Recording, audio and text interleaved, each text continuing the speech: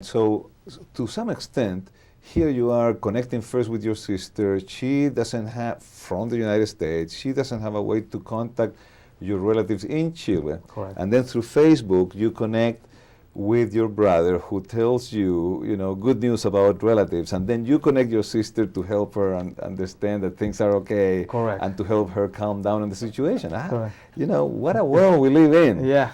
Now, it's amazing. Absolutely. Yeah. Now, so what then, was your reaction then? You are now learning that most of your relatives are okay, etc. What are your thoughts? What is coming to your mind in terms of Chile itself? In despite that, at the end of the day, the family was okay, the relatives and the friends are okay, everybody was safe. Then you start to see all these impacting images about the destruction, and the destruction by the tsunami, for example. It's something that it's really amazing when you had been there, walking around on vacation or working in cities or towns that practically disappeared by the tsunami. And you make the comparison between before and after. It gives you a lot of you feel sad. You feel very, very sad for that people that was dead or have a lot of impact in destruction about this. Now, help me understand, because I'm not from Concepcion, and therefore it's difficult for me to picture in my mind how bad the situation was. Same thing with other neighboring cities, like Talcahuano, for example. I saw a number of pictures where containers, were stuck up in the middle of Talcahuano's street. Correct.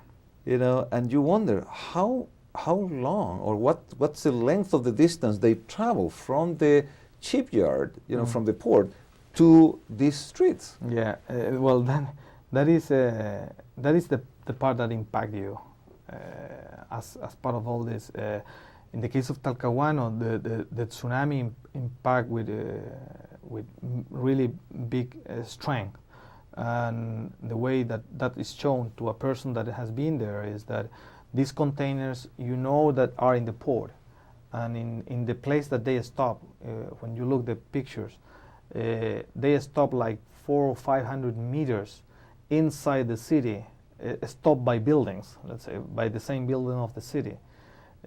The other thing that is amazing, all these big fishing boats that that are parked in the port, they were like 300 or 400 meters also inside the city. Also, some small boats were in the middle of the downtown, in the main square of the city, which is only 4 or 5 blocks from the ocean, and then they go through the streets inside the city. 4 or 5 blocks, that's unbelievable. Now, I got a picture from you in which I can see there is a car service store, and they sell tires, I think, and they fix cars, as I said, from a Goodyear. Yeah, and when you look at the picture, there are 2 big fishing boats parked right outside the store. Correct. Yeah, it looks like they are parking, and that's, for example, is about at least 300 to 500 meters from the port, and that is incredible. If the buildings are not there, they were still floating inside the city, most probably. But this ought to be a wave that lift them up. Lift them up, correct. Because they have to go above ground and Correct. Over some of the buildings in order to be inside the city. Yeah, it's look. You cannot imagine the waves, really. I have not seen, in the case of Talcahuano, I have not seen any imagine about how big was the wave, but or the waves, because it was more than one. I understand there was at least 3. But you need to leave those big boats, go over the port, and then float for at least 400 meters, 500 meters, until they stop by a building, and that should be a big wave, really. What's your reflection? What's your personal reflection about this earthquake? Personal reflection is it's really impacting the magnitude of the Mother Nature in this kind of situations. It's something that you cannot forecast until it happens.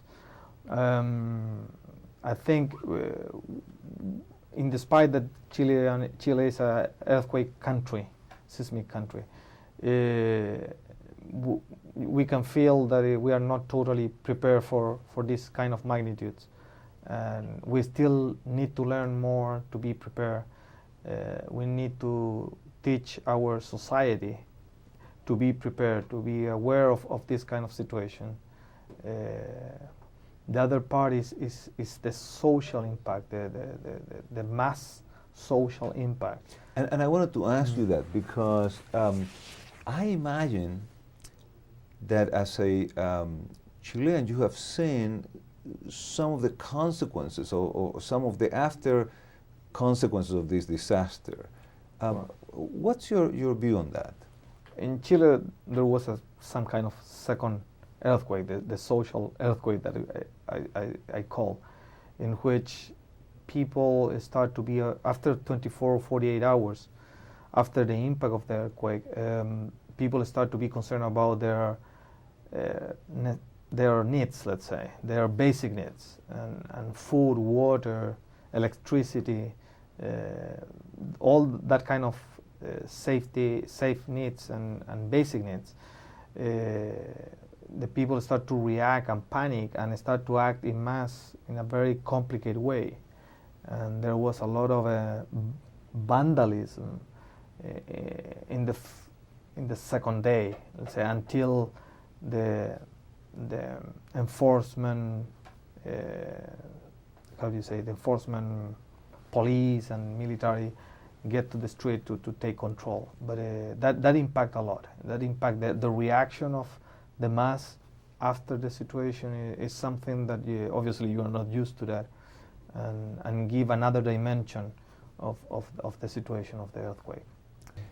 As you can see, there are numbers of ways to look at the earthquake experience, especially when you hear people like Ronald describing like two different earthquakes, the physical and the social. And of course, we do know that earthquakes are detrimental to a country and usually left behind a number of people with special needs. In our case, both Ronald and I were lucky enough to experience only material losses in terms of our families and relatives, but not personal losses to a great extent. And that's very important. But at the same time, we realize that there are at least 500,000 Chileans in need of help. The Chilean government and the Chilean citizens have made efforts to support them, but of course, you can also contribute by donating using the numbers provided below, numbers that include, for example, Red Cross and other sources of support for the Chilean people. Thank you very much. Thank you, Ronald, for being with us. I truly appreciate it. Thank you. Thank you for the invitation. Thank you. Thank you.